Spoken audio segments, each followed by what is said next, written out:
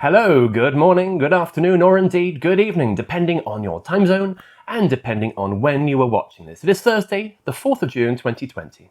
And may I take this opportunity to wish a very happy birthday to Angelina Jolie. I'm James Innes, and this is my YouTube show, The Jobs Guru. I'm delighted to see you here for today's episode. I extend a very warm welcome to all those who have subscribed since the last episode. And if you haven't yet subscribed, then please do think about subscribing so that you don't miss out on the next episode. In today's show, I'm going to be taking a look at the latest workplace, jobs, career and employment news. I will as always be covering a question from one of my viewers. I'll be talking about CPD, or continuing professional development. I'll be running you through my 5 top tips to make your CV stand out. And next in the interview question series, I'll be asking, how do you fit a giraffe in a fridge? Gosh. If you have any questions or comments as you watch, then do please let me have them below. And if you like what you see, then do please hit that YouTube thumbs up. First, as always, I've had a good read of all the main news headlines, and in particular the workplace, jobs, careers and employment-related headlines. I'm going to lead today with a story which started breaking actually shortly after I filmed yesterday's show, but which, for whatever reason, hasn't been widely reported. It is covered in the Telegraph, though, and they say, Nissan warns that its Sunderland plant can't survive no deal Brexit. Did someone say Brexit? Anyway, Nissan said, we are the #1 car maker in the UK and we want to continue. We are committed. Having said that, if we are not getting the current tariffs, the business will not be sustainable. That's what everybody has to understand. To give you some context, we're talking about 6,000 workers in the Sunderland plant, along with another 27,000 jobs in the supply chain. Now that's obviously Brexit related, but there's also COVID-19 related unemployment news on the auto front today. I've seen that Aston Martin is to cut 500 jobs, car dealer Lookers 1,500, smaller numbers maybe, but it all adds up. And yet more sad news on the unemployment front with this story from my friends and colleagues at BBC News. Coronavirus, Frankie and Benny's owner to close up to 120 sites. That's another 3,000 people out of work. There is some potentially positive news though. Again, it's something that the Telegraph has covered. The headline reads, quarter of workers furloughed. That is a lot, isn't it? Yeah. Quarter of workers furloughed as Sunak mulls as Sunak mulls national insurance cut. Now, I did actually report on this possibility of a so-called national insurance holiday yesterday. But what I failed to realise, and which has since been pointed out to me, is that most people don't actually understand the significance of a national insurance cut or a national insurance holiday. So let me give you the numbers. The Taxpayers Alliance estimates that this could save or create between 595,000 and 892,000 jobs. That's not far from a million. So really very good news indeed. Rishi, keep up the good work, the excellent work. Now, I know I've mentioned the B word once already, maybe twice, but I couldn't help noticing an article in the Daily Mash. Headline, America warns that when UK quits Europe, it will probably invade. The Daily Mash reports, the US will probably invade Britain when it leaves the EU, according to senior White House sources. Current and former US Treasury secretaries have confirmed that Brexit will be followed by drone warfare, airstrikes and a ground invasion to install a US-friendly regime. Treasury Secretary Stephen Mnuchin said, I'm sure that's not his real name, Stephen Mnuchin said, it's nothing personal, it's just what we do. Well, I wish them the best of luck. They'll have to get through quarantine first, of course. So, on to that question from one of my viewers, and today's question has been sent in by Chris in Glasgow. He says, Dear James, 5 years ago I was working as a manager in the building trades, specialising as an estimator and CAD technician. I'd worked my way up in the company after leaving school with no qualifications. I started out sweeping floors and going to evening classes at college to gain the skills I needed and become a valued, hard-working member of the team who kept getting promoted. Sadly, the company went into liquidation on Christmas Day last year, and I lost the job I loved. I went back to college to train as a plumber and gas engineer whilst working in a bar to keep a roof over my head. I've passed all my exams, but I'm still struggling to find work. At the moment, I'm not surprised, and keep getting rejected from every job I apply for. Right now, I'm working demolition and as a building labourer earning just £44 a day with an agency. I can't seem to find stable work. Where has it all gone wrong, is the question he puts there. Well, Chris, in Glasgow, this is clearly very bad luck. I'm really sorry for you. It's always very hard on the staff when a business goes into liquidation. And you definitely did absolutely the right thing, though, not sitting around moping and feeling sorry for yourself, but getting on with further training as well as keeping up a job to pay the rent. Being out of work for a long period of time is a problem when it comes to applying for jobs, but so is doing the wrong type of work for too long. In your previous role, you're a manager, and that's definitely where you need to get back to being. A lot therefore hinges on how you explain what you've been doing since you were made redundant. Focus very firmly on those new qualifications. The additional practical knowledge, experience and skills you have gained will stand you in very good stead when applying for management roles. Make a feature of this additional training.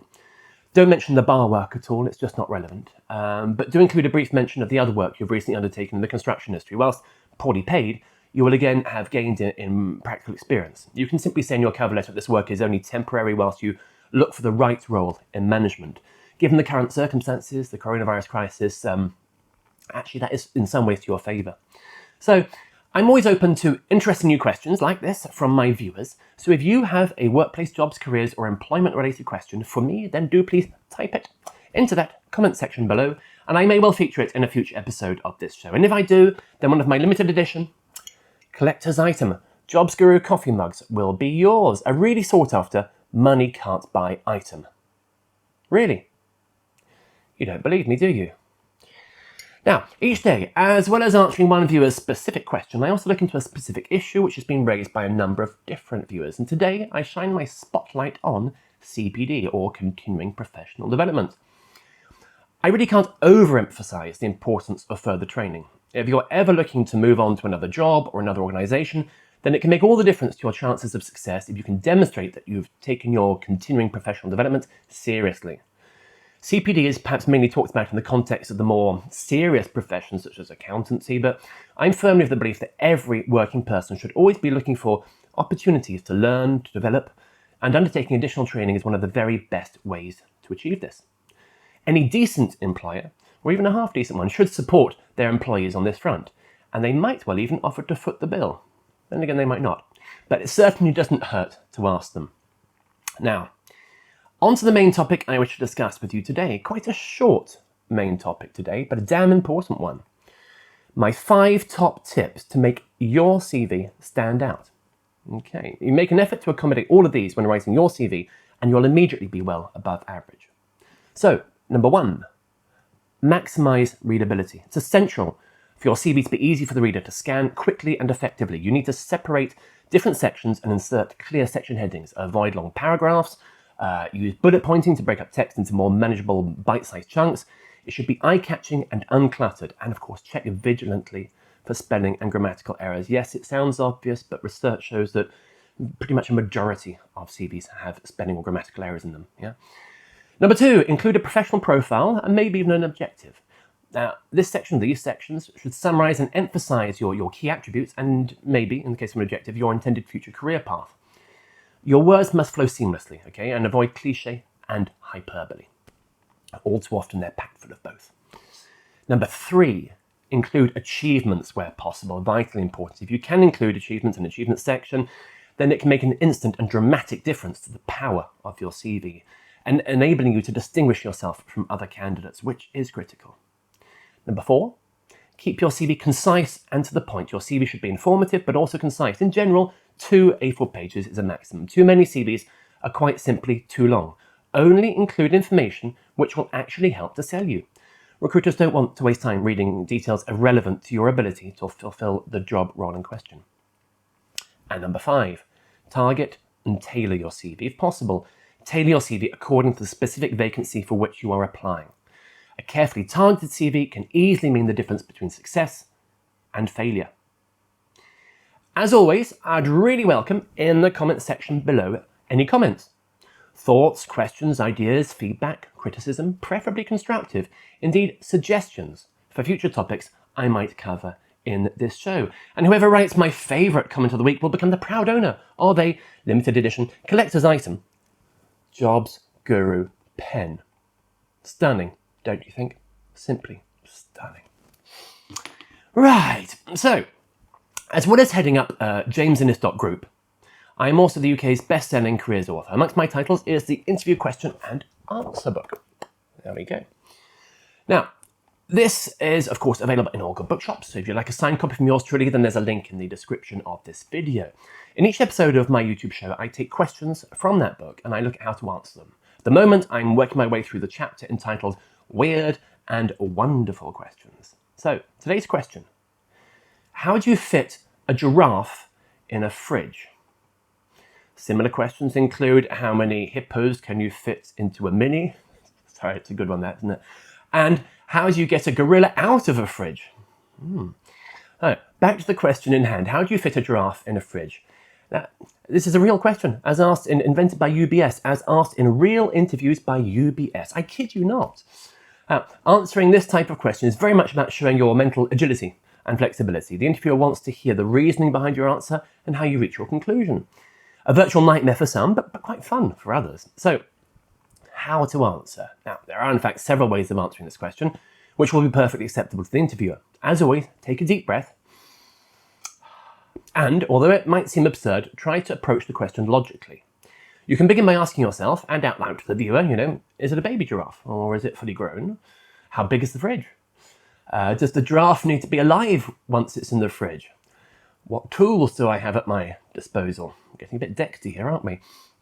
This will show the interviewer that you recognise that the first step to solving a problem is to establish the facts before you make any decisions or draw any conclusions. Considering the possible answers to these questions, you could conclude that it is perfectly possible to fit the giraffe alive into either a very large fridge, or if no longer alive, into a smaller one. As always, I have yanked a little example answer from my book for you. Well, it's quite short. If it was a baby giraffe, I don't like the way this one's starting, actually. If it was a baby giraffe, and it didn't need to be alive once it was in the fridge, and of course it was a big enough fridge, then, assuming I had the necessary tools to hand, I'd just need to cut it up, I think. I'd rather not, though. I'm not Ernest Hemingway.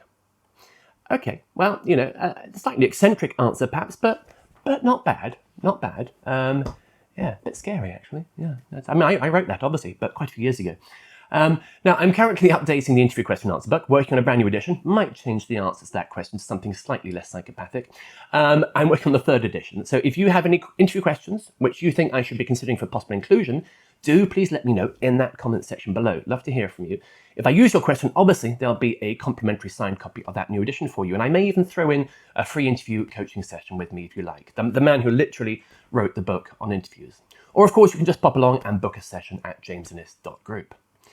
So now, we are not far from the end of today's show. I'll be back next week, Tuesday. Remember, this show is Tuesday, Wednesday and Thursday each, and almost every week. Just two more things. First, I must squeeze in some routine but important requests. Do check me out on social media and connect, follow, or otherwise stalk me. But please don't troll me. Yes, I'm talking to you, Richard.